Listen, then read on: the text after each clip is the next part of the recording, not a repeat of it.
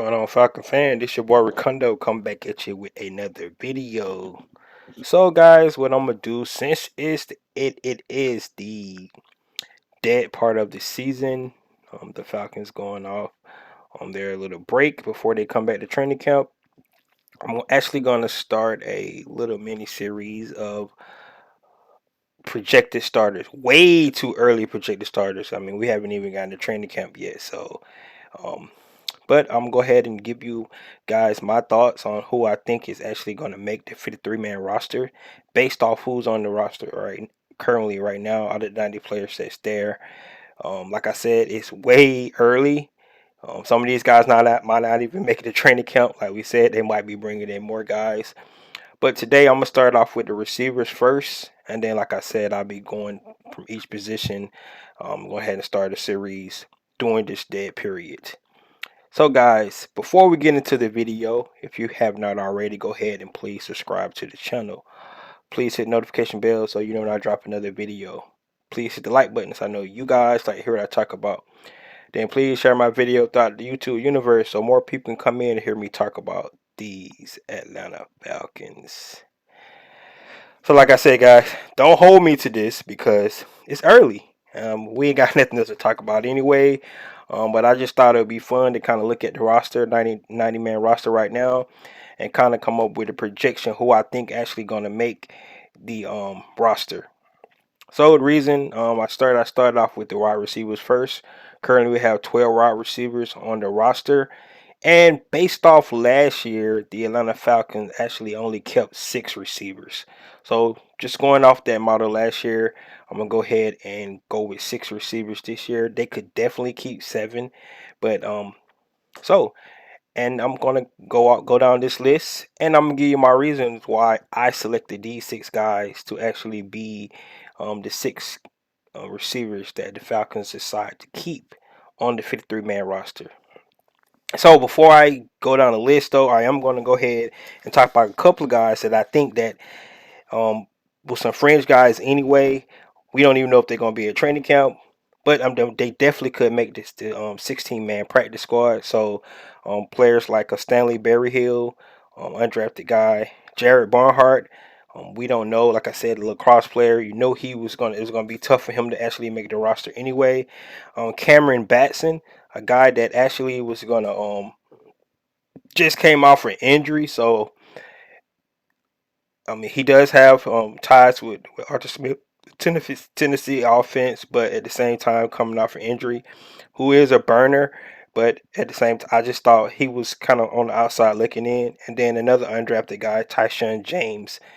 Um, so those 4 guys, I'm thinking they probably won't even have a chance. They definitely going to come in to compete. Anything could happen.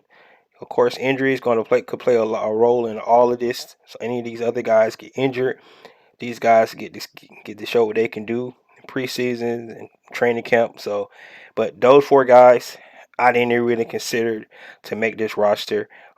They do have a chance to be on the practice squad. So it was 3 guys that I kind of went back and forth with, and like I said before we get in this list, we'll talk about um, those 3 guys and why I decided to pick who I picked. So first of all, we'll go with Drake London. I really don't have to explain that he was the number 8 overall pick this year. Of course, Drake London was going to be able to make the team. That's a real big investment to put into a player, your first round pick. So you definitely is going to make sure that he's going to get his opportunity. No, they talk about competing, but you're going to invest in your number 8 overall pick and at least give him a chance to show what he'll be able to do. All right, next guy, Brian Edwards.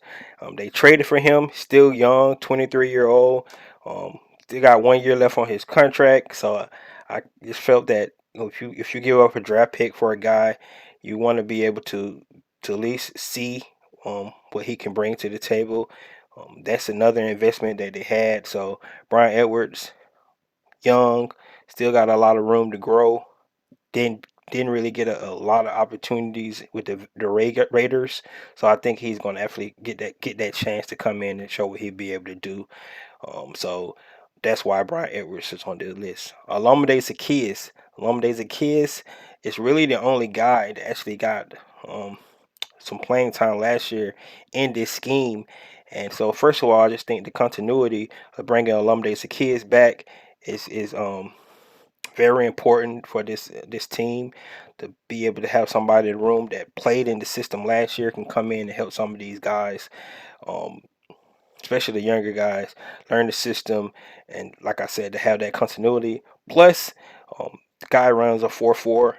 Somebody that we definitely gonna be able to need somebody to actually have that speed. Um, Arthur Smith mentioned somebody that can actually play different positions. So he can play on the inside and outside. So that's why I think Lumberday Zaccheaus is actually going to make this 53-man roster. Demir Bird, a 7-year vet. He's going into his 8th season. Um, this guy's running a 4-2. So once again, somebody that can actually um, take the top off the roof when you get past defensive backs. You put him in the slot. You go put him in the slot. He can run that seam, take away the underneath routes for our tight ends, some of our bigger receivers, um, clear outs and things like that. So Demir Bird, veteran. I just really think that we got to have some speed on this team. Somebody that, like I said, can stretch the field like you really want somebody to, and he's a veteran. Let's go to Frank Darby. Frank Darby, obviously, because he was a draft pick by this regime just in his second year.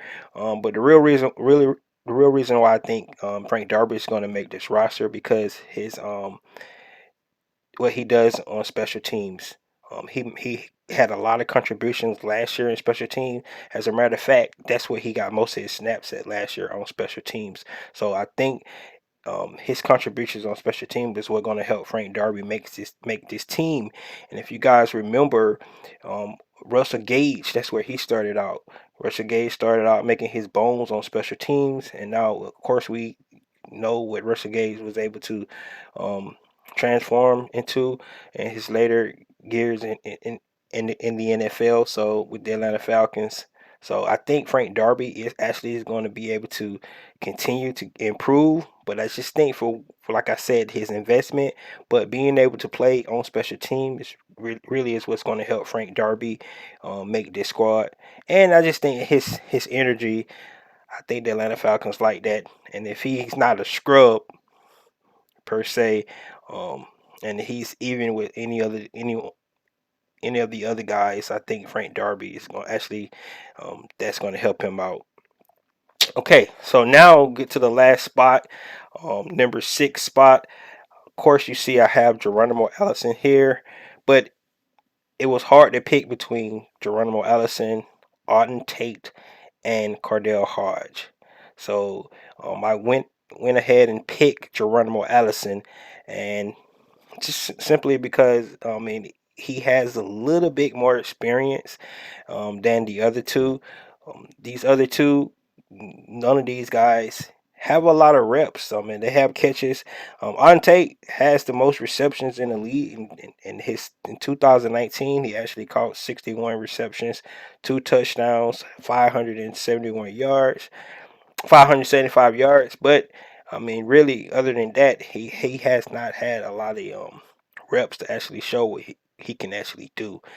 The potential is there, but if you're going to actually go somebody who's probably going to be the sixth man on your you want to be able to mix it up and have a different um, kind of player because I think you have some duplication there with Drake London and Brian Edwards if you bring a Auden Tate in. So with his lack, like I said, of playing time and between him and Geronimo Allison is 6'3", another big receiver as well. So I just thought Geronimo Geronimo Allison experience playing with some alike of Aaron Rodgers.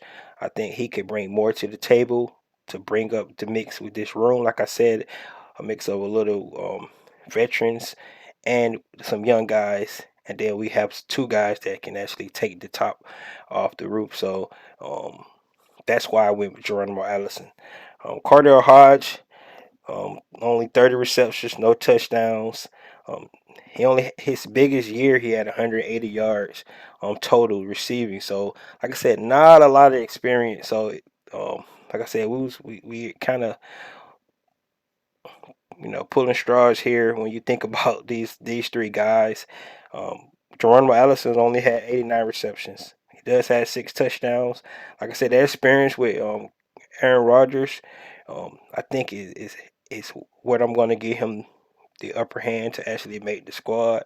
But um, it could go either way with those three guys. But I just think this is the right group of receivers that could actually help better. Like I said, you don't want too much duplication out there.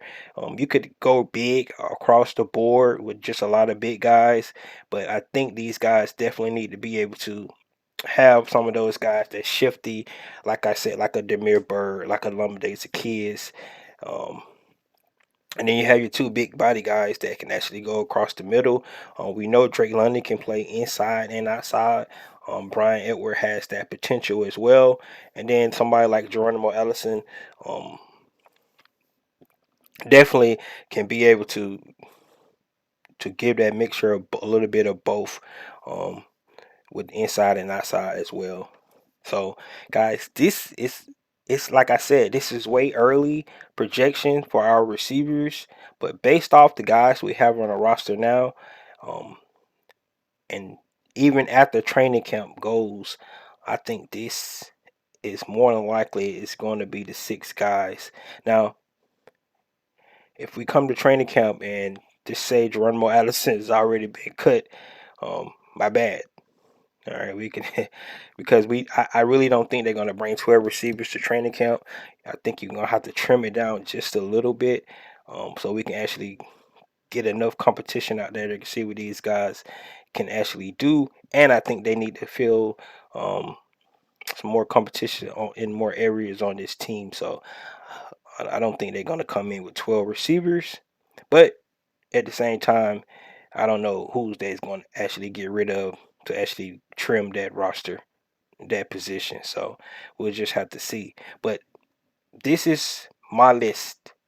I'm definitely really want to hear from you guys to let me know if you think I kind of hit it, got the right 6 guys, or did I go down the stretch with Frank Darby. Like I said, we don't really. Frank Darby only had 1 reception last year, so that could be a real stretch because they could want to go with like some of these other old guys with a little bit more experience. But let's be honest, not a whole lot more. So um, Frank Darby with their draft pick. That's an investment. Of course, he was a 6th round pick, but I think you should at least give the young guy a chance to see what he can actually be able to do in a real football game. We have not actually been able to see that from Frank Darby, so this is his year to actually get out and show what he can do. He talked about he trying to get the playbook down. Um, Still gonna have to do what he need to do on special teams, but I think he's going to get a little bit more opportunity this year to actually get on the field and show what he can do in the receiving game. So guys, like I said, this is way early projection.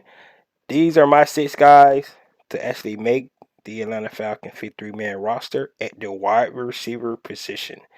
Guys, let me know what you think, and be on the lookout for the next um position group. This is your boy Ricondo. Come back at you with another video. Peace.